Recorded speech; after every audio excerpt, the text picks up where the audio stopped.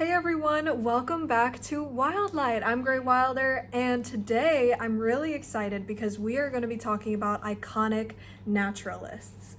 And I am super invested in a lot of these naturalists, and I can't wait to talk about the ways that I see patterns within some of the most well-known, recognized, and accomplished people in history within the naturalist and conservationist perspective. Quick note before I start, I'm going to do a separate episode on some of the more still just as important but underrepresented and appreciated naturalists within history. I think it's really important to talk about them as well.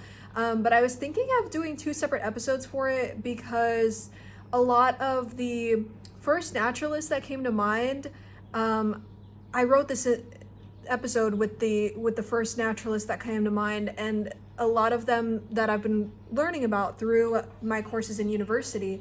And what I realized is that the demographics are very one-sided. I mean, many of them that I'm going to be talking about in this episode are men.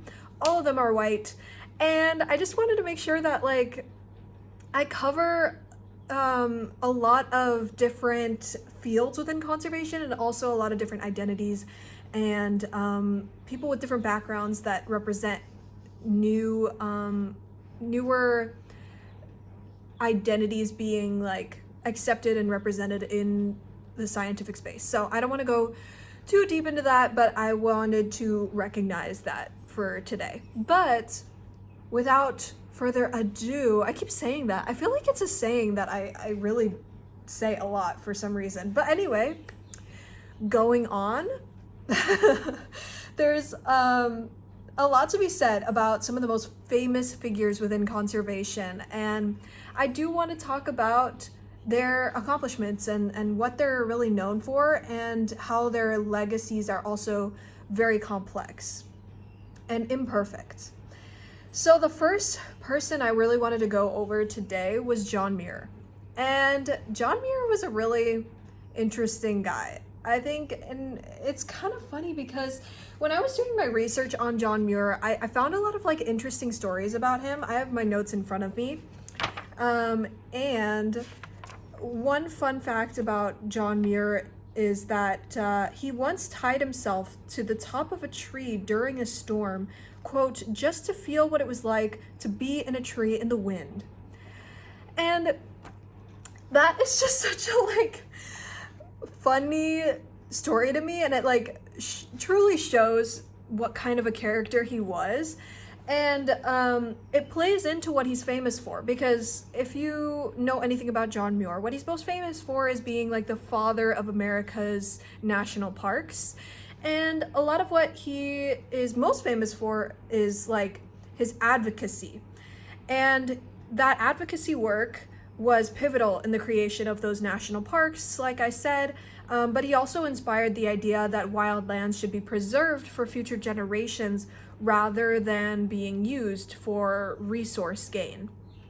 And his writings were mostly in the form of journal entries, but he wrote a lot of prose and was very poetic with it.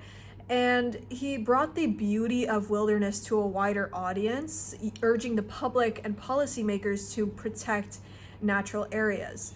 One thing about him is that although he is known for amazing things, the fact that we have our national park system in America is great and incredible, and it's very very appreciated right now and has always been. But when we look back on his ideals and everything, his vision of a wilderness that was untouched by humans often ignored indigenous efforts and stewardship of the land, because these lands were not untouched that he was in. It was properly maintained with traditional ecological knowledge and also proper fires seasonally, but his ignorance of that and or ignorance or blatant disregarding of this information, he contributed to a lot of displacement of American Indians and reflected a colonial mindset that separated people from the land that they had stewarded for generations. And so his legacy is one of both inspiration and and awe, but also exclusion and discrimination. So I think it's important to highlight that the need for both recognition of his accomplishments, but also the context of where he was at within history, his beliefs, and kind of rationalize that together. I mean, there is no doubt that he was an iconic naturalist that a lot of people during the time respected, and his views changed a lot of people's perspectives on nature, and also just the need to conserve spaces and not just use them for resources. But again, his legacy is flawed. But I wanted to mention him again because he is one of the most famous names within conservation. So yeah. And I also, thinking about how I said conservation, I think it's really interesting how John Muir contributed to this debate of preservation versus conservation. I'm going to do another episode on this too, because I feel like I could talk about this forever. But preservation versus conservation, you may think they're very similar and they mean the same thing. But in reality, when we're talking about how organizations work and whether they use preservation or conservation as a word in their mission statement, it's really important, the differences between the two. So John Muir was a historical advocate of preservation, and that really means single use, protection from human influence, that idea that the nature is completely wild, untouched, and separate from humans.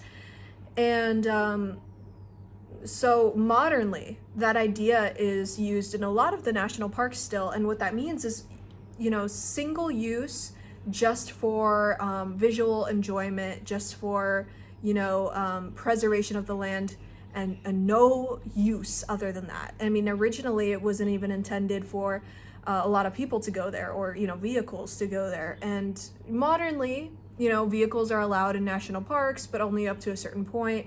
And you can see how that single-use preservation mindset is still very active within the national park system here in America. But on the other side, flip side, is conservation. And that doesn't mean you might think, oh, if it's on the flip side, maybe conservation has a bad, rep to it or something. That's not true at all. Actually, I think the idea of conservation might be more sustainable within the long term. So conservation within a mission statement perspective, or, people who advocate for conservation rather than preservation, is the protection of natural resources for the future use of future generations. Use is a key word in that. And what that means is protecting lands so that we can continue to use them in a sustainable way in the future. And I think that works better in most situations than a national park would, because if we're talking about conservation management, just because when we're talking about a national park, that means those resources cannot be used by anyone. And when we discuss conservation management and in a sense of global politics, it's important to make sure that we include perspectives of people who rely on those resources economically. Maybe that's their job, maybe that's their business or something. And maintain that, yes, we are humans and we will use resources as long as we are on this earth, but we need to do so sustainably and ethically, and use it so that we can continually use it and make sure that these resources are replenishing as we go on. So that is the idea of conservation, is that we need to make sure that these spaces are protected and that we don't use more than what we can, with that threshold being whether or not our use is disrupting the cycle and flow of these resources, making sure that we don't go overboard and possibly create a depletion of resources so that we can't use them in the future. We want to make sure that we can use them. And with all that being said, I hope that was a quick enough definition of that preservation versus conservation debate. And I think John Muir's role as a preservationist is very interesting within history, speaking about like conservation history. So again, that's a quite a debate within the conservation world, even modernly. So I might do another episode talking more about that. But moving on to another iconic naturalist father and son duo this time, Aldo and Starker Leopold. So Aldo Leopold was the father in this father-son relationship, and so father Aldo Leopold is renowned for his development of modern environmental ethics and the concept of land ethic, which calls for a moral responsibility to take care of the land as an interconnected community. And this might not seem like a novel idea for us right now, but in the time, it was quite radical or unique and definitely new to the time. So he worked with the U.S. Forest Service and evolved a utilitarian focus on resource use to a holistic, ecocentric worldview. So what I mean by that, the kind of defining all these terms that I used for a sec. Utilitarian is the kind of the view of land and resources as a not necessarily like an inherent value, but just a value for the resources that it gains. So he kind of took that perspective and shifted it to be more of an ecocentric point of view, maybe more of a naturalistic point of view, where we need those resources to last. And so he articulated a lot of that in his book, A Sand County Almanac. And he was very famous at the time for doing so. And his experiences, such as witnessing the ecological fallout from predator removal, especially like wolf removal and other species, led him to understand the importance of ecological balance and the interdependence of all those species. So he really popularized the idea of, our world is on a balance. If we tip it too far, there could be severe consequences, and we need to take that into consideration when using our resources. So I think he's a very interesting guy within the history of conservation or naturalistic perspective. And he had a son later on, and his name was Starker Leopold. So Aldo Leopold had a son, Starker Leopold, and Starker continued his legacy, contributing to wildlife management and national park policy.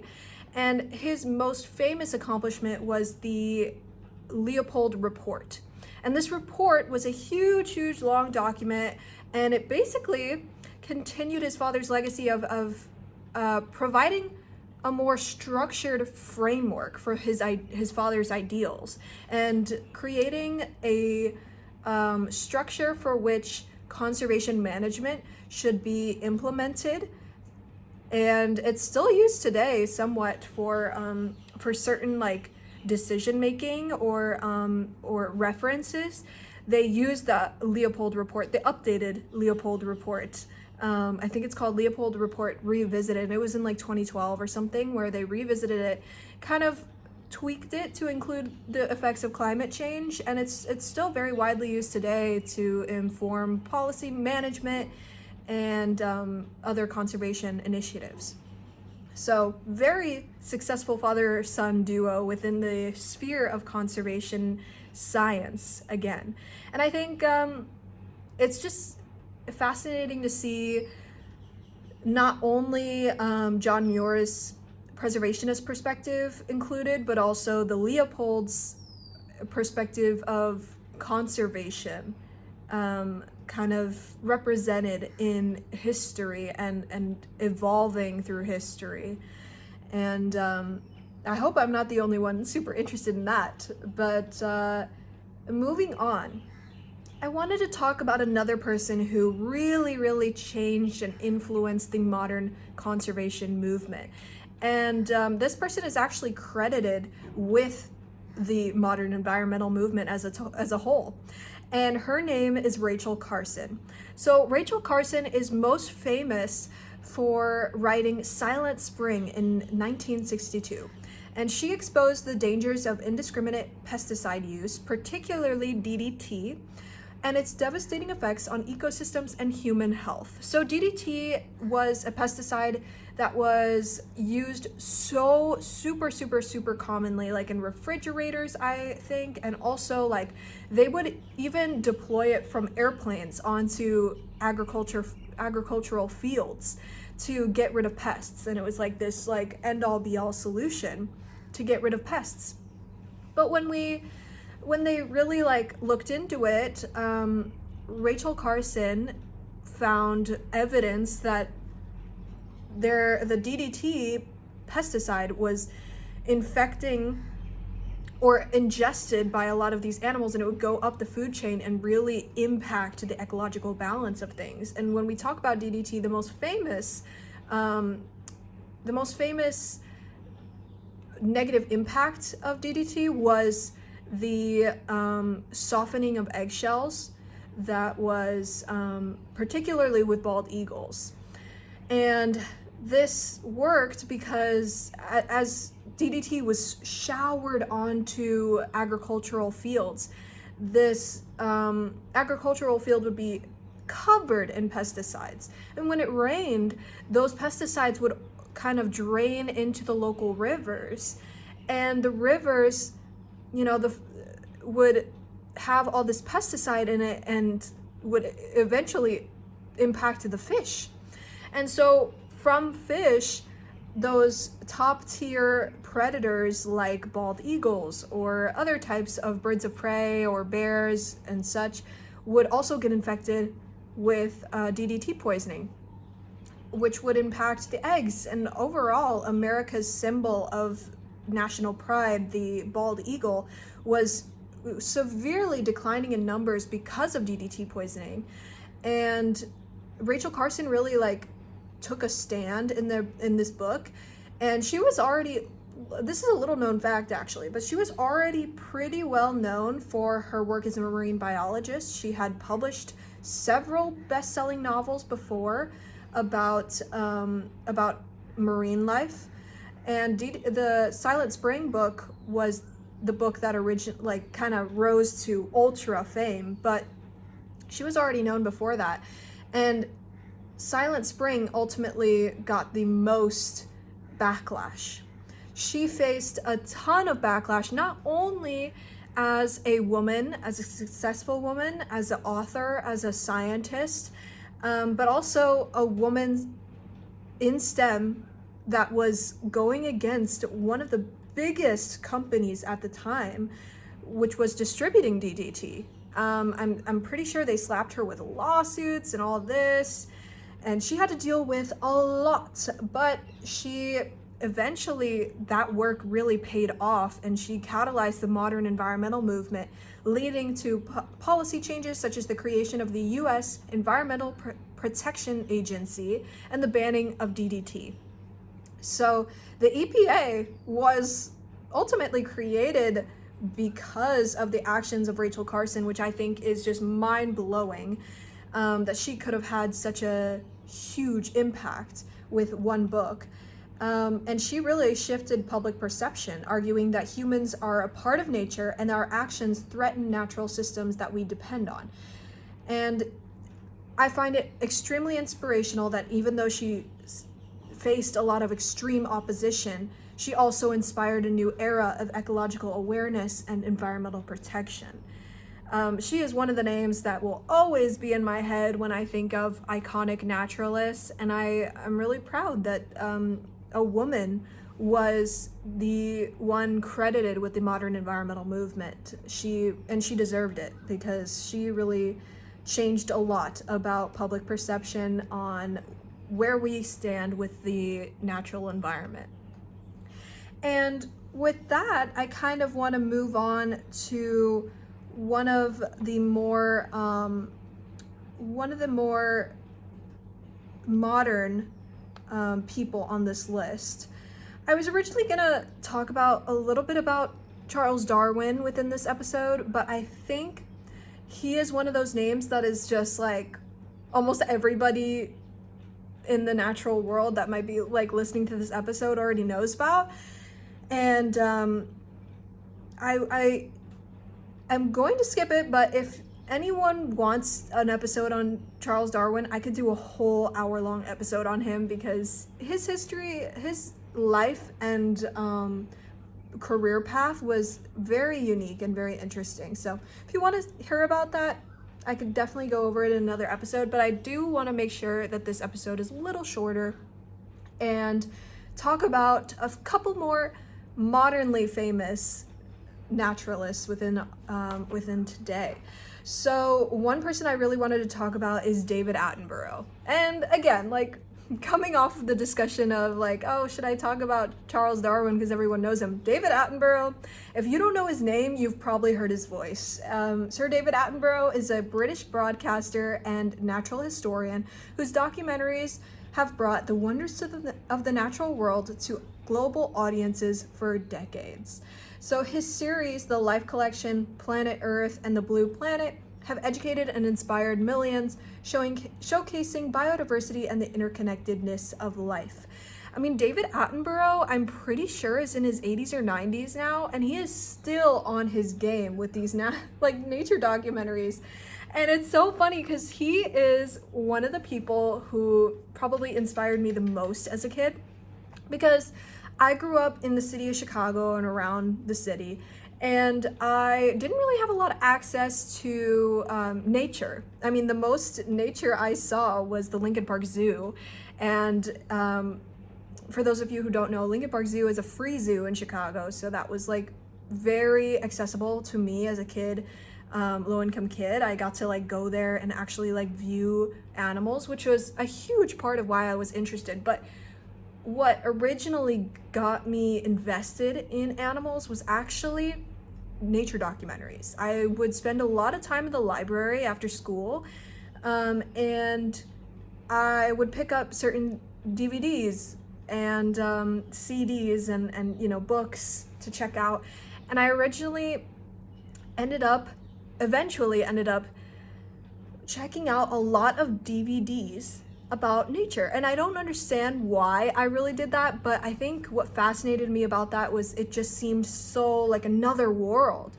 Like, I'm used to concrete, pigeons, squirrels, chipmunks, and the Lincoln Park Zoo. And that was the extent of the wildlife and nature that I grew up in. And to see a blue whale in its habitat and hear David Attenborough's voice as he tells me all this information about what fun facts about what they behave like, how they survive, why they are so big. It just felt so inspirational to me. I really wanted to go out there and swim next to a whale and see that for myself, see the world for myself. And I think without his voice in my head as a young kid, maybe I would have turned out so much different. I mean, I'm literally a wildlife researcher in Nepal this summer, and if I didn't really have that voice growing up and that influence growing up, I don't know if I would have been here. So he's a huge inspiration to me. And in recent years, he's still a vocal advocate for environmental causes, including biodiversity restoration, climate change mitigation, and sustainable living. His later works, a lot of them focus on climate change and the urgent threats facing the planet right now. And he calls for a lot of collective action to preserve nature for future generations. And I always am reminded of why I'm doing what I'm doing after I listen to one of his documentaries, because as a conservationist, sometimes this is my everyday. I talk about conservation every day. I go to class and talk about conservation. I go home and work with animals talking about conservation to kids. I, or then I'm like inputting data about whatever I'm researching at the time. And, sometimes the message gets lost in between. And whenever I'm feeling down or, uninspired, I always turn on a nature documentary, and 90% of them are David Attenborough, I swear. And his voice is just very nostalgic to me, and it reminds me every single time of why I'm doing what I'm doing and why it's so important to continue doing what I'm doing, and inspire others to do the same. So yeah, he's a big inspiration for me. And transitioning from that, another person who has been a huge inspiration to me, maybe even more, is Jane Goodall. So Jane Goodall is in her 90s right now. I believe she's probably still 90 or 91. And the reason I know that is because she celebrated her 90th birthday in San Francisco with a speech. And she was there with the president or the CEO of Mongabay, which is a very accredited and reliable journalistic source that talks a lot about current wildlife news, nature news, climate news, everything. It is one of the most globally recognized journalistic publications out there. And so they were there together and they were talking and answering questions. And I thought it was so fascinating to just hear her speak, hear her presence. And as someone who looked up to her so much growing up, it was incredible to see. And if you don't know who Jane Goodall is, she revolutionized our understanding of primates through her groundbreaking research on chimpanzees in Tanzania. And so as a young scientist, she got immediately accepted into Cambridge University. I believe she was a secretary before then. And she went to Tanzania and documented complex social behaviors, tool use, and emotional depth in chimpanzees, challenging the assumptions of the time that animals are nothing like humans. They don't feel emotion, they don't use tools, they're not very smart. Like, that separation between animals and humans was so prevalent and so accepted at the time, but she really challenged that idea and became a leading advocate for animal welfare, conservation, and environmental education, ultimately founding the Jane Goodall Institute and Roots and Shoots program. And I think those are incredible organizations. If you want to check those out, those are really good organizations to get into if you're just starting within the field also, because there's so much connection to be had there. The Jane Goodall Institute and Roots and Shoots program. Roots and Shoots, especially for youth, is a really good organization to join. What I really value about Jane Goodall's approach is that it emphasizes the connection between people and animals. And for me, I am studying the connections between human-wildlife coexistence. And I think I just have been really inspired by her work. And I think it's ultra important to understand that humans are a part of nature. You cannot separate humans from animals. We are animals. And there are traits of ours that are exhibited throughout the natural world. So it's very important to recognize those and talk about those within science. And I think it's also incredibly inspiring that at 90 years old, she is still inspiring global action, traveling around the world. I mean, she has the craziest schedule. She is like flying like 24/7 to different countries. It's actually insane. Like, I don't know how she does that. But she's always doing speeches. She's always inspiring others. She's leading this organization. She is one of the most iconic faces of the modern environmental movement. And again, she is a huge advocate for climate, for protecting our climate as well. And throughout this episode, I've been kind of thinking about how our views of iconic naturalists changed how we saw nature itself. And I think their legacies reflect a cornerstone of an intersection of the biases of the time that they lived in, and also new emerging science and innovations. So if I were to do a quick analysis of some shared traits between these naturalists that we talked about today, I would say that almost all of them, if not all, were not just scientists, but artists as well, creatives. And what I mean by that is John Muir was also into literary prose. He was very poetic in his writing. That wonder and awe was conveyed in a way that was creative and really stuck with people that way. Aldo and Starker Leopold both released books as well. When we talk about Rachel Carson, she was also writing. So writing is a huge form of art that was connecting people to these ideas about naturalism and conservation that were not prevalent during the time. And David Attenborough's nature documentaries are a huge creative outlet for people to really connect with, and maybe in the time that people read less books, appeal to that entertainment side of watching the television and media as it is in the current day with the internet. And Jane Goodall with her advocate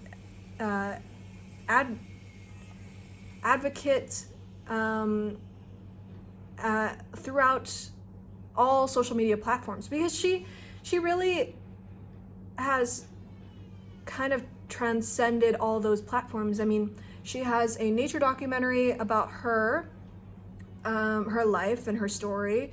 She also released a book. She also has lots of artwork made about her, lots of articles, lots of just a lot of art pieces that are dedicated to her life and her story. So I think that also is a huge connection between science and arts and connection. I also noticed that a lot of these iconic naturalists appreciated solitude. Jane Goodall was completely on her own, a solo female traveler in Tanzania. And I think as a solo female researcher myself, it was very inspirational to kind of remind myself of the time that she was in, and the bravery that she showed being in a new place in a completely different time. And I really appreciate how these naturalists find peace in solitude, but also have a way of connecting with people and connecting over not only conversation but art. And thirdly, I noticed that a lot of these iconic naturalists are rule breakers a little bit. I mean, a lot of them challenged the biases of the time. They challenged the societal view of nature or conservation or even the human-animal divide. They were all challenging something like that, and got people to see what this really is. And I really value that. They also showed a lot of curiosity over even their credentials. I mean, a lot of them kind of got into the naturalism science aspect after having a separate career or after having separate interests.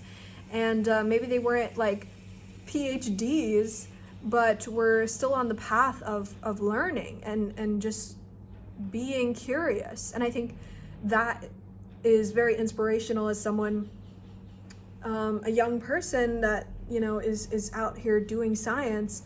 It's everybody doesn't know what they're doing at first. You go out there with some question in mind, you go out there with some curiosity, and you learn along the way. And it's really important just to put yourself out there and value curiosity over credentials.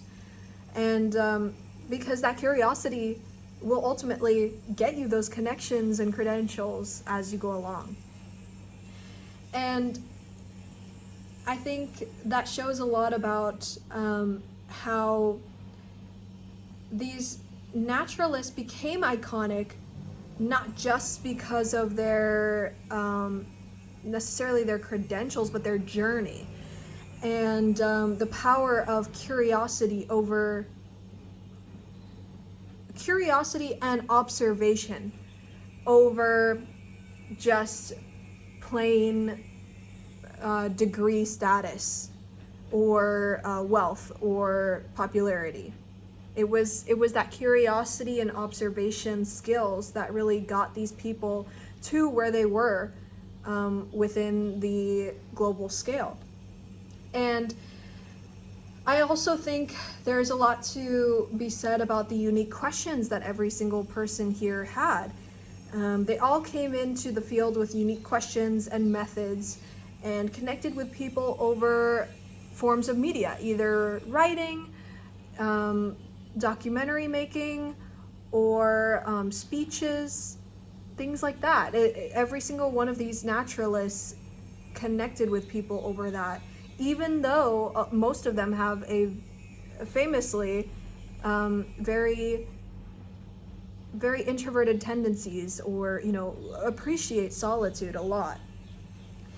And reflecting on all this today, I just think that it's important to recognize that you don't have to be a scientist to be a naturalist. All you need is curiosity, and every single naturalist on this list had a unique childhood, a unique career approach, and a unique legacy. And that's really important to me as someone who, in the past, I really picked a person. I was like, okay, what did you do? Every single step of the way, I'm just going to copy you and hope that I land somewhere near you. And that is a good approach at times. Like if you're loosely following, like, oh, they did a PhD and they did this. But when you really try and like copy every single move that they made, it's just not possible. You live your life how you want to do it, and you will end up exactly where you want.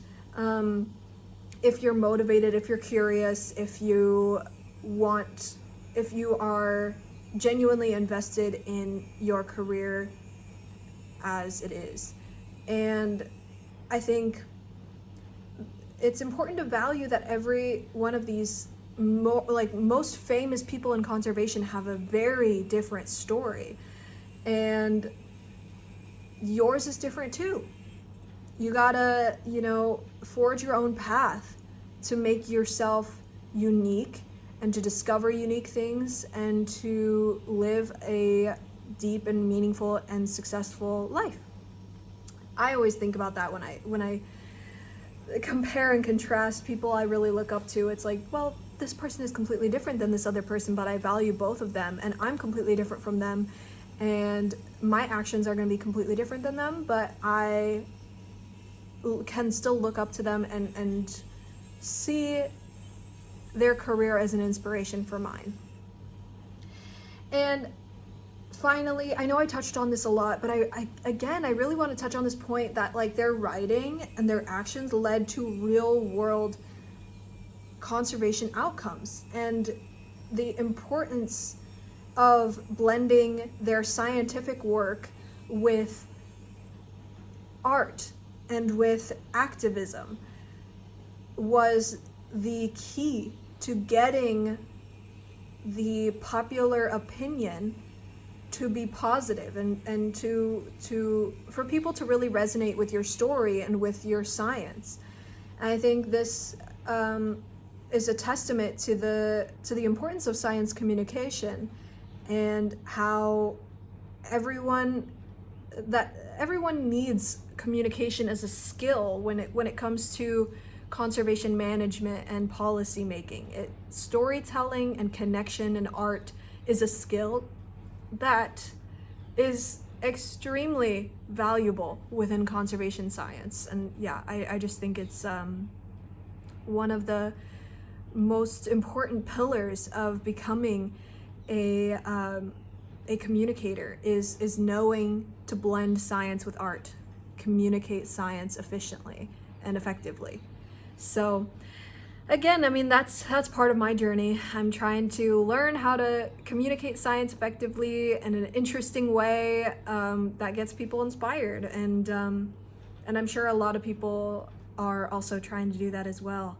So that's kind of the end of what I was researching for today's episode, and I hope you guys really enjoyed going over some of these conservationists and what's unique about them, their story, their legacy, and their accomplishments within history as changing the narrative of the human-wild connection.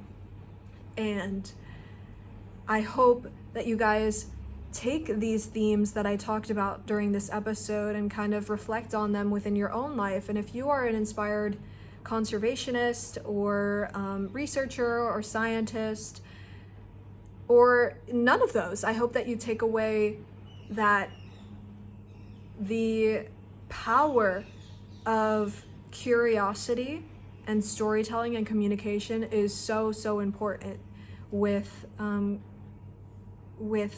creating an impact on the world. So with that being said, I will see you guys next week for another episode of Wildlight. I hope you enjoyed, and I hope I get to see you next week. Bye, everyone.